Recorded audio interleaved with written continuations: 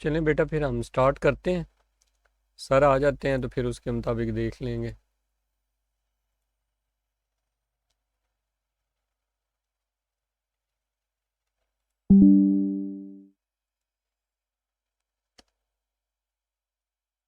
Okay बेटा जी, start लें। सितारे दिन में नहीं चमकते हैं। आज नेगेटिव और इंट्रोगेटिव सेंटेंसेस हैं सिर्फ। मुख्तसर सी क्लास है तो इंशाल्लाह जल्दी ख़त्म हो जाएगी। तो ट्राई करें जी। जी बेटा, कीजिए। Stars do not shine in day. Stars do not shine in day. Time I think आना चाहिए इसमें, इन डे टाइम। दिन के वक्त नहीं होता। इन आर डे भी हो सकता है, इन डे टाइम दिन के वक्त जो है ना वो ज़्यादा सूटेबल है आई थिंक। ठीक है, नेक्स्ट वन।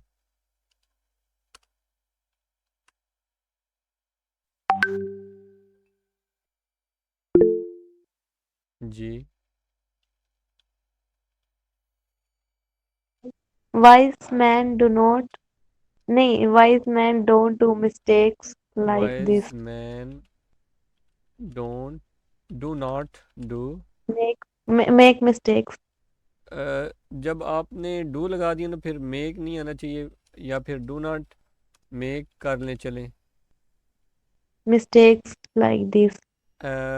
ऐसी की इंग्लिश होती है सच। सच आ मिस्टेक। डू नॉट डू भी हो सकता था इधर। डू नॉट डू और make such uh mistake. Ji next one.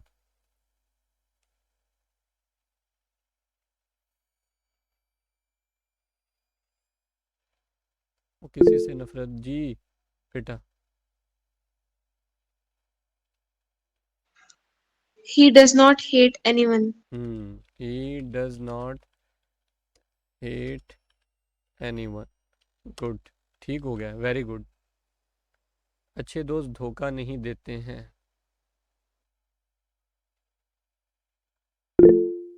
Ji Daniyal. Good friends do not cheat. Good friends do not cheat. ठीक है। आप शाम को सैर के लिए नहीं जाते हैं। जी।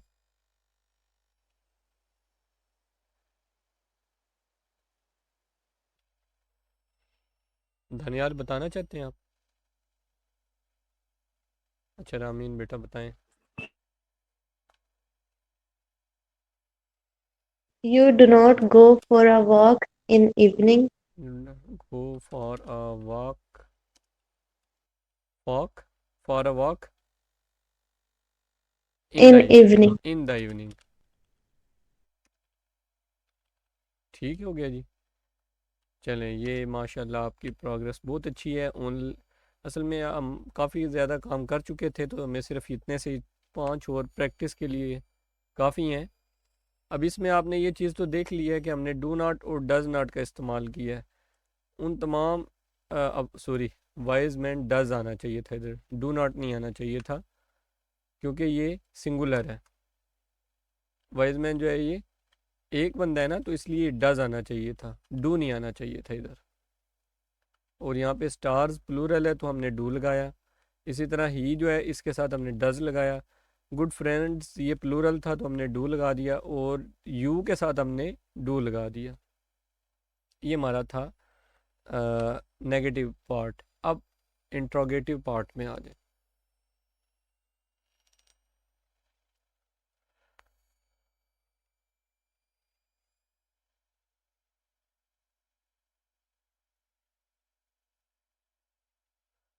इसमें अब हम डायरेक्टली हेल्पिंग वर्ब का इस्तेमाल डू डज का नहीं करेंगे क्योंकि इसमें हमें एक लफ्ज़ आ गया है कब।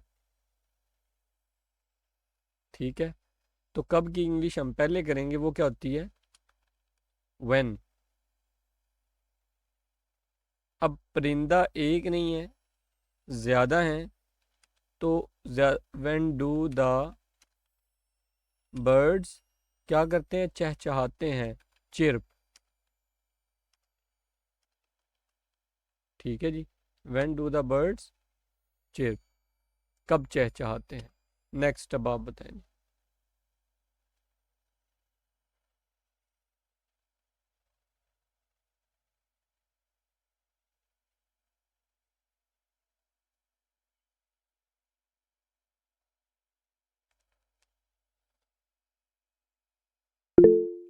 जी,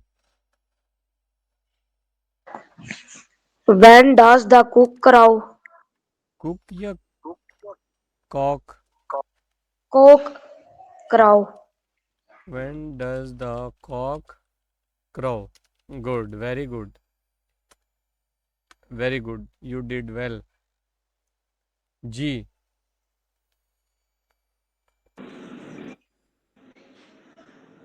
जी Sarin, Farhan. Where do the where do the kids play hide and seek? Where do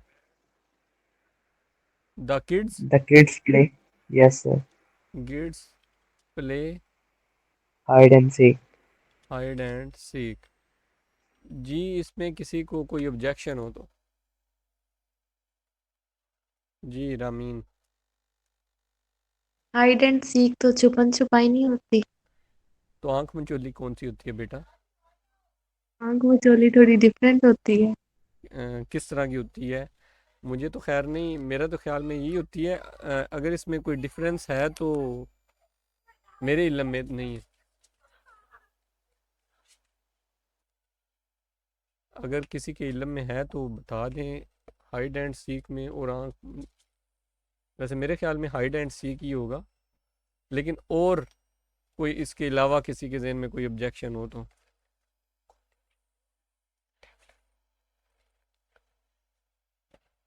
इसमें है नहीं, इसमें बच्चे हैं ना, तो चिल्ड्रन आई थिंक ज़्यादा सूटेबल है।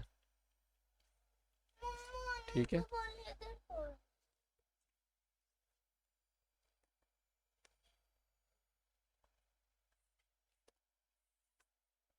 अच्छा जी। अब क्या आपकी बेटी बड़ों का एहतराम करती है?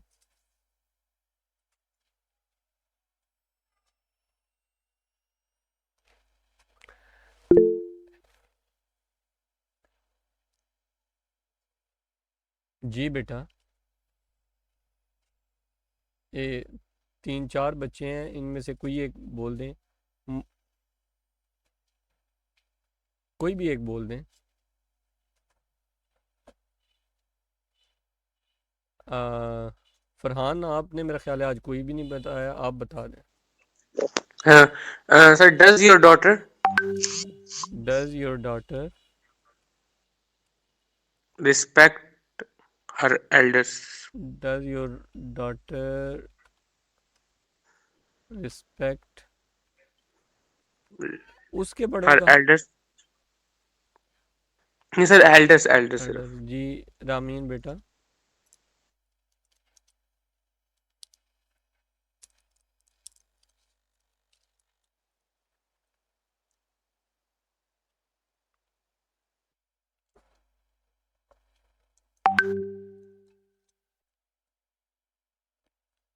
इसमें जी,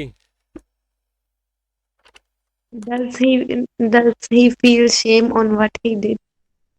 व्हाट ही डिड। जी, जी, बाकी बच्चे भी कुछ देखें इसमें कोई,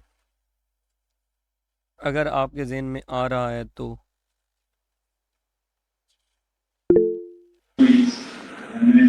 जी, Does he feel shame on his act?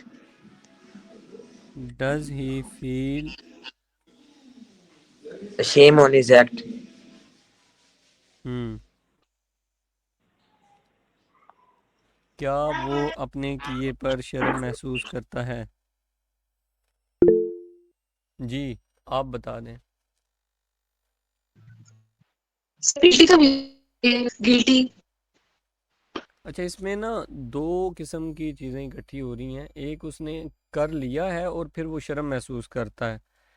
तो जो करता है, तो ये तो हो गया ना, does he feel ashamed।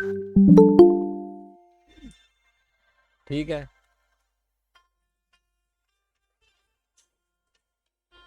Does he feel shame,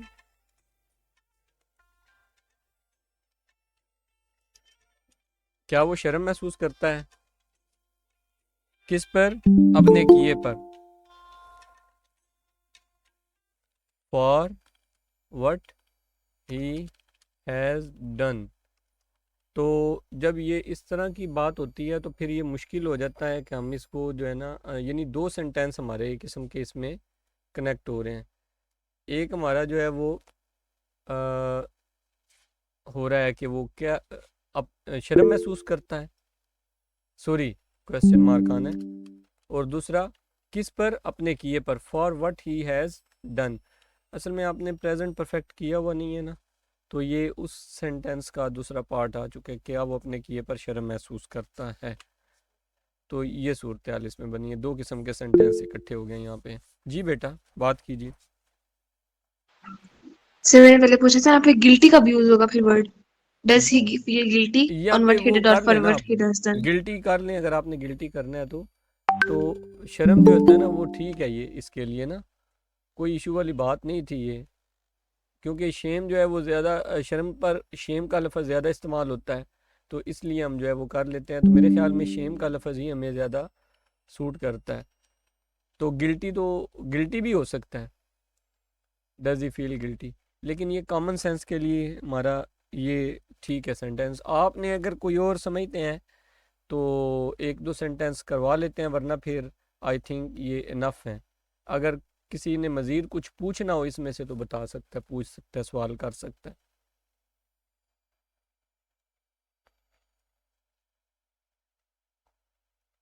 किसी के जहन में आप में से कोई क्वेश्चन हो तो कर सकता है।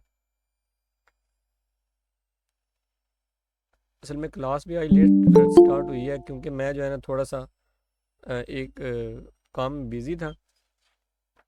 तो वैसे भी मेरे इल्म में था कि सेंटेंस हमारे तकरीबन 10 ही हैं जिनकी हमने प्रैक्टिस करनी है। तो हमारा ये तो काम हो गया, यानी प्रेजेंट सिंपल हमारा जो है वो कंप्लीट हो चुका है। तो इंशाल्लाह नेक्स्ट क्लास हमारी होगी होपफुली मंडे वाले दिन इंशाल्लाह।